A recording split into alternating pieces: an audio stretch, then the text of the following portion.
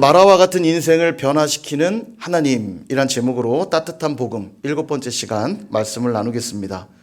여러분, 나오미와 룻은 함께 베들레헴으로 돌아왔습니다.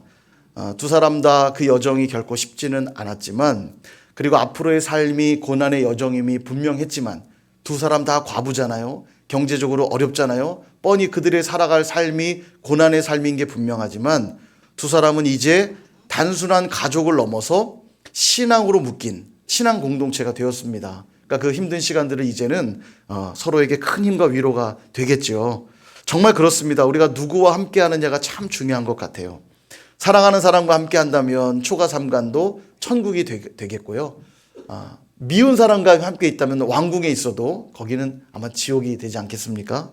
바라기는 오늘 함께 예배하는 우리 모두는 역시 쉽지 않은 인생길을 걷고 있지만 서로가 힘이 되고 위로가 되는 신앙 공동체가 될 수 있기를 주님의 이름으로 축복합니다. 오늘 본문 21절을 보니까요, 나오미가 이런 고백을 드립니다. 내가 풍족하게 나갔더니 여호와께서 비어 돌아오게 하셨다. 이런 고백해요. 빈털터리로 돌아온 것이 분명해 보입니다. 빈털터리로 돌아온 모습이 사람들에게는 조롱거리가 될 수 있겠죠.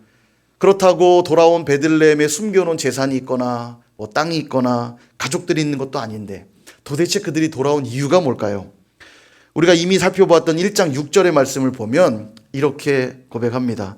그 여인이 모압 지방에서 여호와께서 자기 백성을 돌보시사 그들에게 양식을 주셨다함을 듣고, 여호와께서 자기 백성을 돌보사 양식을 주셨다고 하는 이 소식을 듣고 돌아온 거예요. 그것이 그들에게는 복음이었죠.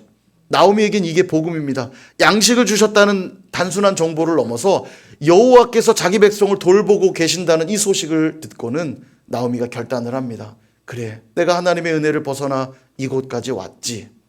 그리고 하나님이 여전히 자기 백성을 돌보신다는 그 소식을 듣고, 이 복음을 듣고 나오미는 돌아오게 되었던 겁니다.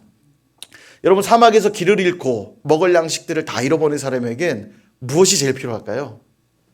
사막에서 가장 필요한 건 물이잖아요. 그 옆에 누가 보석을 준다 한들 눈에 들어오겠습니까? 보석은 참 귀한 것이지만 사막에서 길을 잃고 양식이 없는 사람에겐 보석은 아무 의미가 없는 겁니다. 사막에서는 그저 물을 줄 수 있다면 그게 복음이죠. 공허하고 허무해진 인생 속에 하나님의 이 헤세드, 하나님의 그 사랑과 자비야말로 우리를 다시 살게 하는 복음일 수밖에 없는 겁니다. 공허한 인생에게 이 복음이 들려진다면 우리는 기꺼이 그 길로 달려갈 수 있는 것이죠.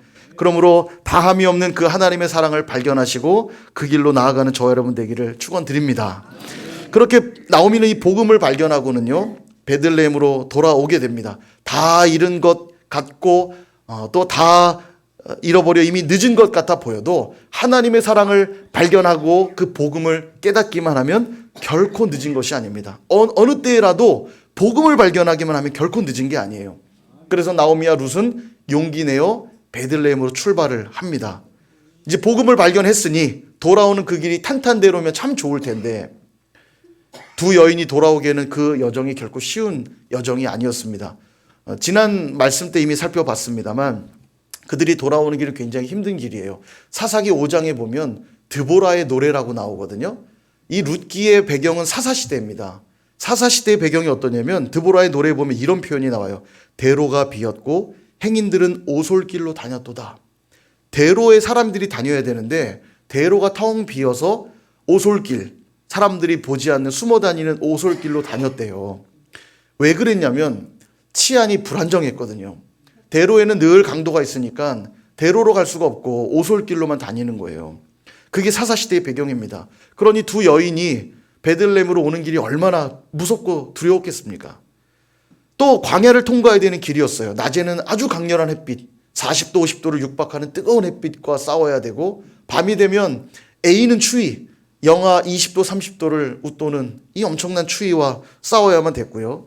빈털터리가 되었다고 그랬죠. 먹을 것이 없으니 열흘 이상 걸어와야 되는 그들의 여정은 분명 고난의 길이었을 겁니다. 결코 쉬운 길이 아니었을 텐데도 그들은 알았어요.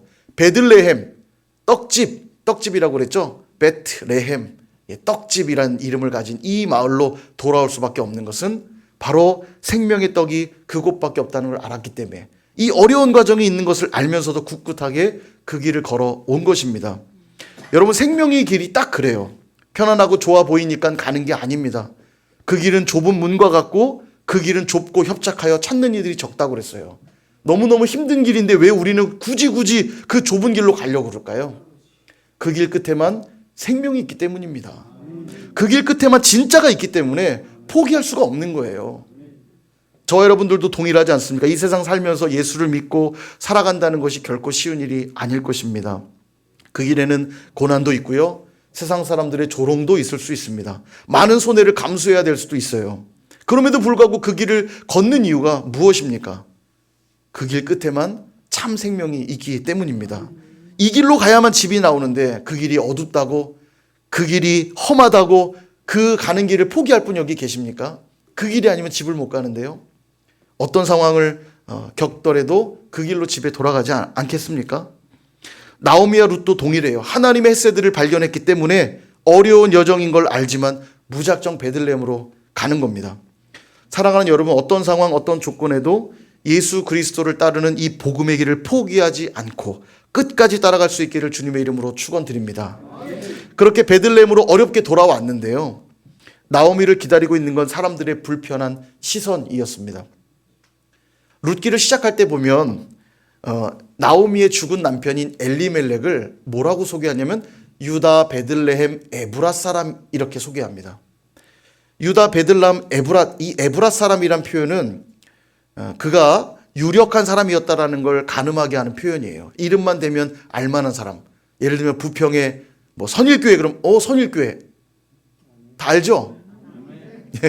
예, 그런 것처럼 유다 베들레헴의 에브라 사람 엘리멜렉 그러면 엘리멜렉 굉장히 유력한 사람이었던 걸로 보입니다.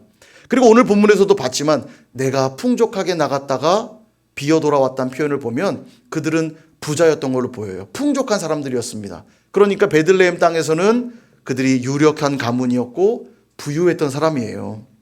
그러니 그 집안이 그렇게 부유했고 유력한 그 집안이 베들레헴을 떠나 모압으로 갈 때도 큰 뉴스거리가 됐겠지만 아니 저 사람들 도대체 어디 가는 거야? 큰 뉴스거리가 됐겠지만 돌아온 소식은 더 큰 뉴스거리가 됐을 거예요. 왜냐하면 보니까 엘리멜렉은 없고 두 아들도 없고 나오미 혼자 오는데 옆에 보니까 모압 이방 여인을 데리고 오는 거예요. 그러니 이게 큰 뉴스거리가 됐겠죠. 사람들이 물어요. 나오미가 맞냐? 얼마나 초라해졌으면 당신 나오미가 맞냐? 묻습니다. 그러자 나오미가 대답하기를 나를 나오미라 부르지 말고, 이 나오미는 나의 기쁨이란 뜻이거든요. 나를 기쁨이란 이름으로 불러주지 마세요. 나를 마라, 괴로움이란 뜻이거든요. 나를 괴로움이라고 불러주세요. 나를 마라라고 불러주세요. 그도 그럴 것이 남편 잃었죠. 두 아들 잃었죠. 풍족했던 삶도 다 잃어버려서 빈털터리가 되어 돌아왔으니 기쁨이란 이름보단 괴로움이란 이름이 더 본인에게 어울릴 거라고 여겼을 법도 합니다. 여러분, 베들레헴으로 하나님을 찾아 돌아왔는데 좀 멋지고 폼나게 회복시켜 주시면 안 돼요? 사람들에게 꼭 이렇게 조롱과 수군거림을 당해야 되는 겁니까? 우리 삶도 동일하지 않나요? 예수를 믿고 세상에서 막 잘 나가고 잘 풀리고 막 성공하면 좋겠는데 그렇습니까? 나오미의 삶처럼 혹시 여전히 어려움 가운데 있지는 않습니까? 여러분, 고난과 어려움이 축복과 병행될 수 있다고 생각하십니까? 네, 병행될 수 있어요. 우리 하나님은 진정한 복을 깨닫게 하시려고 뭐가 진짜인지 알게 하시려고 때로는 고난과 어려움을 우리에게 주시기도 한다는 겁니다. 출애굽기 15장에 가보면 그런 이야기가 나오는데요. 출애굽기 14장에서 홍해를 건너거든요. 홍해를 건넌 구원의 감격을 누리고 구원받은 것뿐만 아니라 그들을 쫓아오던 애굽 병사들은 다 홍해 바다에 수장이 되어버립니다. 그러니까 말과 탄자들은 다 바다에 빠뜨리셨고 우리를 구원하셨다는 기쁨이 너무 좋으니까 미리암이 막 속옷치고 춤추며 사람들하고 막 기차놀이를 합니다. 어깨를 짚고 춤을 추고 하나님을 찬양해요. 얼마나 영광스러운 순간입니까? 그리고 출발을 시작하는데요. 그들이 들어선 첫 걸음이 수르 광야였습니다. 광야의 길에 들어서요. 사흘 길을 걸었는데도 물이 나오질 않는 거예요. 그 구원의 은혜를 경험하고도 3일간 물이 나오지 않자 불평하기 시작합니다. 그때 하나님이 그들 앞에 물을 하나 두셨는데 마라라고 하는 물을 딱 두셨어요. 물이다 그러고 마시려고 보니까 너무 써서 먹을 수가 없는 거예요. 그래서 그 모세의 이름을 마라라고 짓습니다. 아까 마라의 뜻이 뭐라고 그랬죠? 괴로움. 괴로움이라고 줘요. 괴로울 만큼 마실 수가 없는 거예요. 마라. 그때 모세가 여호와께 구합니다. 그러자 하나님이 한 나무를 지시하시고 그 나무를 넣도록 명령하세요. 그리고 나뭇가지를 탁 넣자 물이 달게 되어서 백성들이 물을 마실 수 있게 되었습니다. 그리고 말씀하시는 거죠. 나는 너희를 치료하는 여호와니라. 여호와 라파. 그 여호와 라파라는 이름이 여기서 나오는 거예요. 나는 너희를 치료하는 여호와니라. 여러분, 홍해도 건너게 하신 그 전능하신 하나님이 왜 마라의 쓴물을 그들 앞에 두셨을까요? 그냥 좀 처음부터 마실 만한 물 주시면 안 돼요? 왜 마실 수 없는 물을 주시냐는 거예요. 홍해도 건너게 하신 하나님이. 성경은 그들에게 마라를 두어서 시험한 이유를 이렇게 기록하고 있습니다. 출애굽기 15장 25절에서 26절.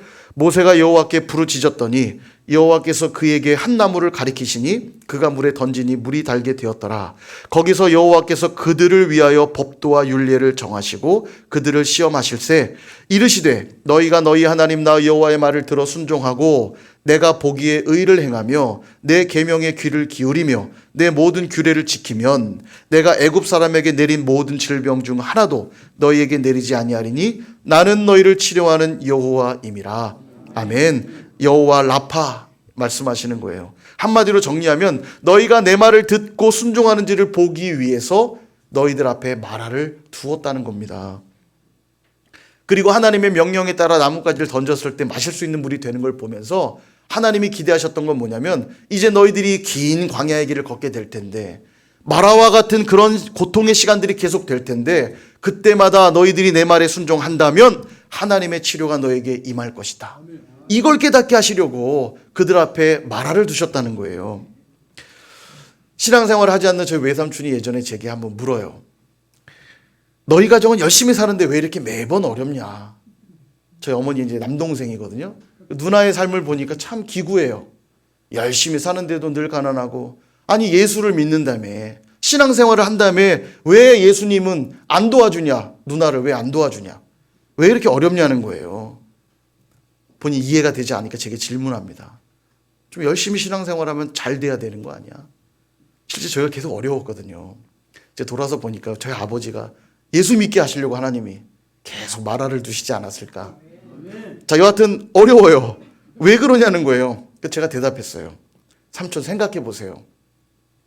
잘 되는 것도 없는데 예수를 계속 믿고 있다면 왜 그럴까요?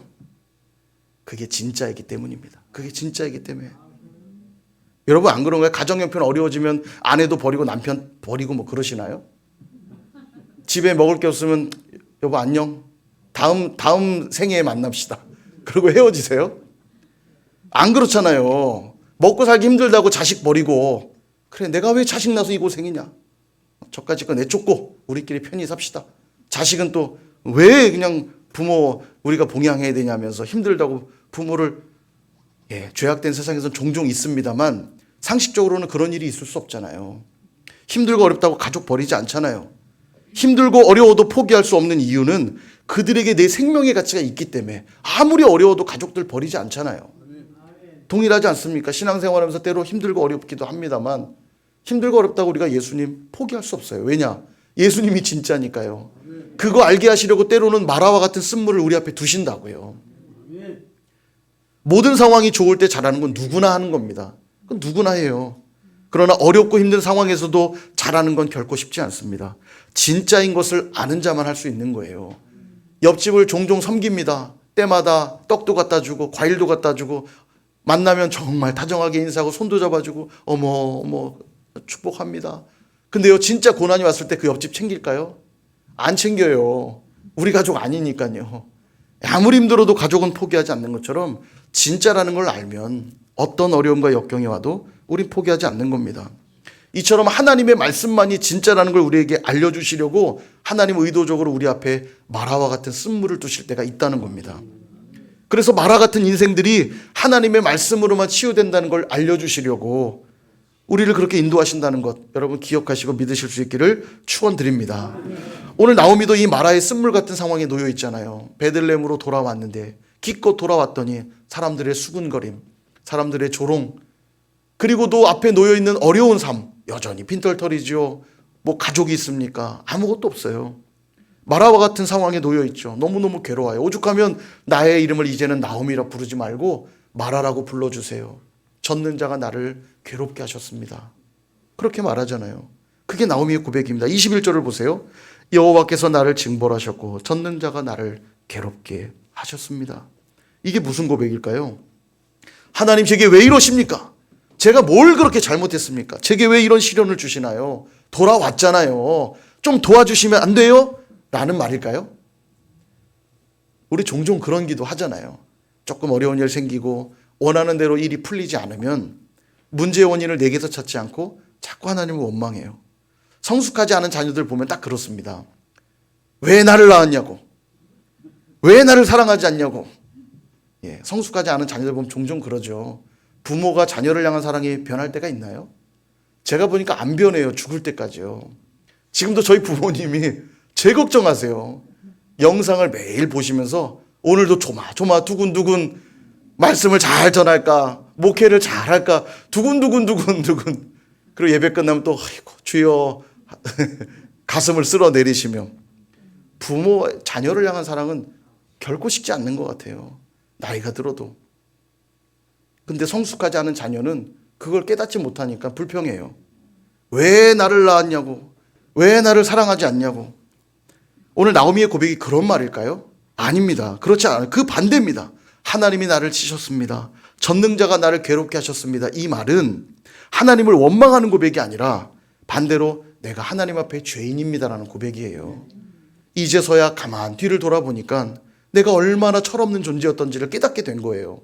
그 고백하는 겁니다. 흉년이 왔다고, 먹을 게 조금 부족해졌다고, 어떻게 하나님을 버리고 내가 떠났을까?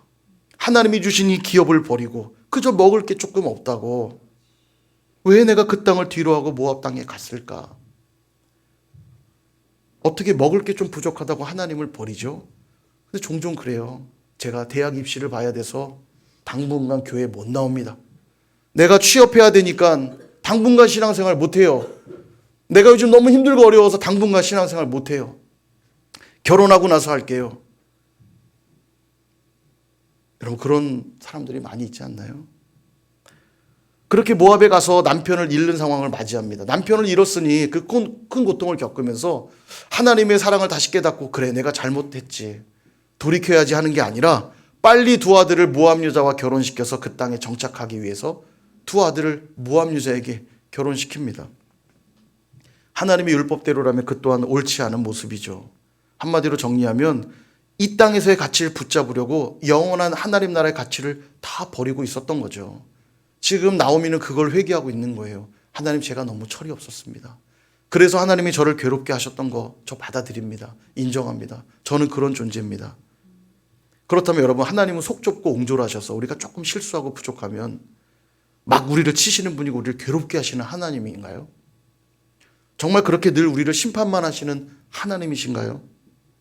여러분, 잠깐 매를 들지언정 당신의 자녀들을 망하게 하는 그런 하나님이 아니세요. 22절을 우리 한번 같이 읽어볼까요? 22절 시작. 나오미가 모압 지방에서 그의 며느리 모압 여인 룻과 함께 돌아왔는데 그들이 보리추수 시작할 때에 베들레헴에 이르렀더라. 아멘. 바로 이 대목이 하나님의 헤세드, 하나님의 자비와 사랑이 드러나는 대목입니다. 베들레헴에 그들이 도착할 때 그들은 여전히 마라와 같은 상황이에요. 괴로운 상황이에요. 나아진 게 아무것도 없어요. 그런데 하나님은 일하고 계세요. 그 표현이 이겁니다. 보리추수 시작할 때 그들이 도착했더라. 하나님은 작업하고 있는 겁니다. 그들의 인생을 풍족하게 만들어 주시려고, 치료해 주시려고, 회복해 주시려고 일하고 계신 거예요. 보리추수 시작할 때 그들을 베들레헴에 도착하도록 하셨다는 겁니다. 텅 빈 가정이 이제 풍성한 가정으로 변화될 것을 성경은 암시하고 있는 거죠. 실제로 이후에 나오미과 룻의 삶을 보면 그래요. 룻이 먹고 살 게 없잖아요. 여자들은 경제활동을 할 수 없었어요. 그러니까 고작 하는 게 뭐냐면 밭에 나가 남은 이삭들을 주워 오는 겁니다. 룻이 나가서 어머니를 봉양해야 되니까 이삭을 주우러 나가서 이삭을 줍다가 어디에 도착하냐면 보아스의 밭에 도착해요.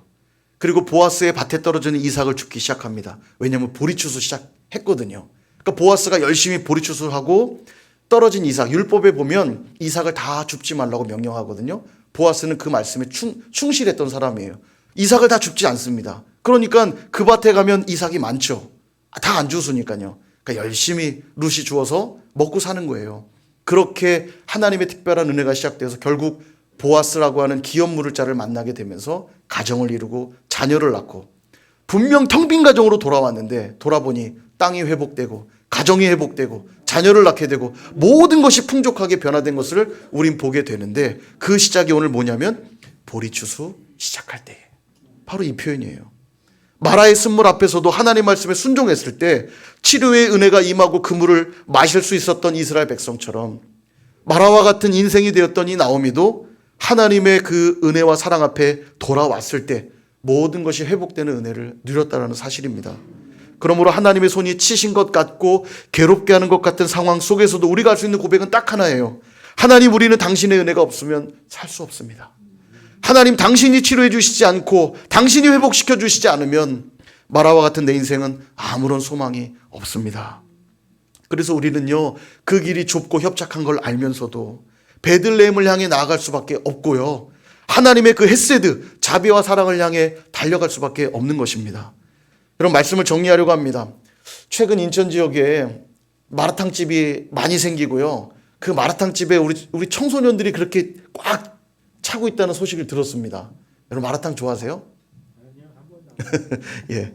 인천이 조금 유행이 늦은 것 같아요. 한 2, 3년 전쯤에 이미 전국적으로 마라탕의 유행을 휩쓸고 갔는데, 인천은 최근에 여기 길 건너편 어디 마라탕 집에도 가보면 청소년들이 꽉 차 있대요. 예. 이 마라탕이 중국 요리거든요. 뭐 이제 개인 샤브샤브 형태로 이렇게 만들어서 먹는 그런 건데, 이게 되게 매워요. 그래서 이게 마라탕이거든요. 마라탕인데 이 마는 식물입니다. 식물인데 그 대마 할 때, 그 대마초 할 때 그 마 있죠? 그거예요. 중국 사람들이 이거 되게 좋아해요. 중국에 가면 음식에 이게 다 들어가거든요. 마가 딱 먹으면 동그랗게 생겨가지고 음식에 있는데 그걸 딱 깨물어 먹으면 혀가 얼얼해지는 게 마비가 됩니다. 이걸 되게 좋아해요, 중국 사람들이. 그래서 마는 음식에 다 들어가는데, 마파 두부 덮밥 할 때 마도 이 마예요. 중국 요리에나 이건 마가 거의 다 들어갑니다. 근데 이 마를 넣고요, 라라는 것은 맵다라는 말이거든요. 마를 넣은 매운 거. 그래서 마라라고 할 때는 혀가 얼얼할 정도로 매운 맛을 가리킬 때 마라라고 그래요. 그러니까 마라탕이니까 되게 매운 탕이에요. 예, 괴로운 탕입니다. 괴로운 탕. 마라, 이게 오늘 히브리어랑 발음이 같아요. 어원이 어떤지는 전 잘 모르지만 어떻게 발음이 같아요. 중국 마라탕도 마라고요. 오늘 히브리어의 마라, 괴로움도 마라입니다. 근데 그거 먹으면요, 마라탕 진짜 제대로 하는 데가 먹으면요 되게 매워요. 얼얼하고요, 혀가 마비가 오고 매워서 이렇게 먹거든요. 되게 괴로워하면서 먹는데요, 왜 좋아할까요? 이상하지 않아요? 그 매운데 저 왜 먹는지. 저는 이제 장이 안 좋아서 마라탕을 잘 안 먹습니다만, 이거 좋아하는 사람은 되게 좋아해요. 그리고 막 매운 거 더 넣어요. 막 고추기름 막 더 넣어서 아주 맵게 해가지고 즐겁게 먹는 게 아니라 괴롭게 먹어요. 막 이러면서. 왜 그럴까요? 그 매운맛을 즐기는 겁니다. 이 마라탕이요, 매운맛을 한번 드셔보세요. 좀 마라탕 홍보하러 온 것 같아서 좀 그런데 그건 아니고, 사랑하는 여러분, 혹시 이 마라라고 하는 이 괴로움, 그렇게 오늘 인생의 시간이 조금 괴롭고 고통 가운데 있는 분들이 계신지 모르겠습니다. 그렇다면 여러분, 결정하셔야 돼요. 하나님께로 돌아가기로 결정하셔야 됩니다. 왜냐하면 그 좁은 문, 그 좁은 길에만 생명이 있기 때문이에요. 마라의 괴로움이 있다고 도리어 하나님을 피하여 엉뚱한 길로 가면요, 요나처럼 다시스를 향해 가면요, 큰 물고기 뱃속에 들어가는 겁니다. 마라의 괴로움을 우리 앞에 두신 이유가 있어요. 우리를 고통스럽게 하시려고가 아니라 하나님의 말씀이 진짜라는 걸 확인시켜 주시려고 우리 앞에 놓아두신 은혜의 현장이라는 걸 여러분 꼭 기억하시기를 바랍니다. 그러므로 어려움이 있다면 더욱 철저히 말씀에 귀 기울이시고 그 말씀에 순종하실 수 있기를 축복합니다. 제가 일부에 우리 청소년들에게 도전했어요. 여러분, 어려운 일을 만나면 성경을 피십시오. 어려운 일을 만날 때마다 성경을 피십시오. 그리고 그 문제에 답을 주실 때까지 말씀을 계속 읽으십시오. 어떤 일이 벌어지냐면요, 계속 읽다 보면요, 어느 순간 성경에 있는 어떤 단어들이요, 이만하게 팍 들어올 때가 있어요. 신기합니다. 그리고 성경을 읽다 보면 마음의 평강을 확 주실 때가 있고요. 성경을 막 읽다 보면 기쁨이 샘솟을 때가 있고요. 바로 그때가 하나님이 일하시는 때예요. 그러면 분명 그 문제 때문에 나는 마라의 상황에 있었는데 말씀을 계속 읽다가 그 말씀이 내 안에 훅 들어오는 경험들이 있을 때 나오미의 고백으로 바뀌는 기쁨의 고백으로 바뀌어요. 마라여서 마실 수 없던 물이 하나님의 그 말씀 때문에 마실 수 있는 물로 바뀌는 기적을 체험하게 되는 겁니다. 그러므로 어려움이 있다면 그 순간 어디로 가시라고요? 말씀의 자리로 가시면 돼요. 책상에 딱 앉으셔서 성경을 펴고 하나님, 지금 제 상황이 마라와 같습니다. 도와주세요. 성경을 읽으십시오. 어디서부터 읽을지 모르면 창세기부터 읽으십시오. 창세기 출애굽기 너무 많이 봐서 좀 그런가요? 말씀을 펴시고 읽으시면 하나님 가운데 일하십니다. 분명 다 잃어버린 것 같고 아무 소망이 없는 것 같은 우리 인생 속에 비로소 보리추수가 시작된다는 소식을 듣게 될 것입니다. 마라탕의 그 매운맛이 도리어 먹고 싶은 맛이 되었던 것처럼 마라와 같은 이 괴로움은 하나님을 만나는 통로가 된다는, 그래서 또 다른 기대가 생긴다는 것을 여러분 믿으시기를 바라고요. 우리 삶에 유유히 흐르고 있는 그 하나님의 은혜의 손길을 믿으시고 또한 발견하셔서 마라와 같은 인생을 치료하시는 그 하나님을 만나고 경험하는 저와 여러분 모두가 되시기를 주님의 이름으로 축원드립니다.